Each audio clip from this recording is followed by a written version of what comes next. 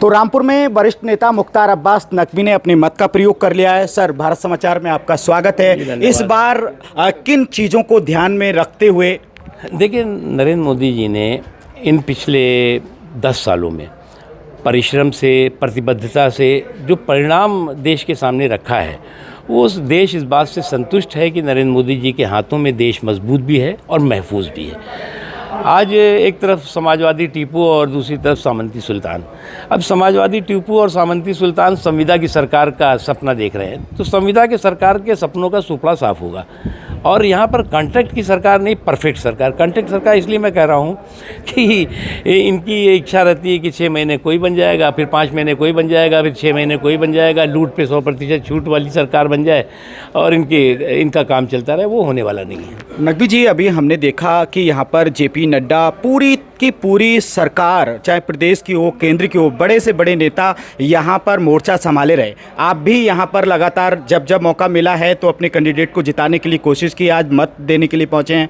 तो जो विपक्ष है, जो गठबंधन का प्रत्याशी है, अभी हमारी मोहिबुल्ला जी से बात हो रही थी, वो बता रहे थे कि इस बार हम बड़ी मजबूती से, लोगों ने हमको चुनाव लड़ाया। वो विपक्ष जो है वो प्रचार तो कम करता था, दुष्प्रचार में ज़्यादा लगा। जब दुष्प्रचार से उनको फुर्सत मिलती तब प्रचार करते ना वो।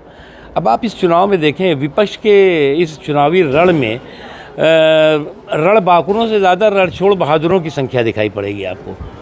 विपक्ष में जो है वो रणबांकुर तो बहुत कम दिखाई पड़े, मैदान में जो है वो भिड़ने वालों से ज़्यादा मैदान से भागने वालों की संख्या। अच्छा, रामपुर में अखिलेश यादव जी ने आए और तमाम सारी चीज़ों को लेकर जो बातें आई कि आजम खान चाहते थे कि वो रामपुर से चुनाव लड़े, इन सब चीज़ों को कुछ फ़ायदा? मैं मानता हूँ कि ये चुनाव नवाबो आज़म के साये और वर्चस्व से ऊपर है और यहाँ पर जनता का वर्चस्व चल रहा है और जनता जो है वो अपने जनादेश से एक बार फिर मोदी सरकार की। तो ये परिवर्तन जो कंटिन्यू हुआ है रामपुर में, रामपुर की सीटों पर ही रहेगा? बिल्कुल रहेगा और भारतीय जनता पार्टी प्रचंड बहुमत से जीतेगी। चलिए, बहुत बहुत धन्यवाद। मुख्तार अब्बास नकवी हमसे मुखातिब होकर तमाम सारी चीज़ों को लेकर बता रहे थे कि देश में और ख़ासतौर से रामपुर में जो बदलाव हुआ है, ये बदलाव कंटिन्यू रहेगा। तो देखना ये दिलचस्प होगा कि एक तरफ गठबंधन के प्रत्याशी और गठबंधन को लेकर जो चीज़ें कही जा रही थी, उन सब चीज़ों पर लेकर क्या भारतीय जनता पार्टी अपने कैंडिडेट को जिताने में कामयाब हो जाती, या फिर कहीं ना कहीं जो गठबंधन के प्रत्याशी हैं मोहिबुल्ला नदवी,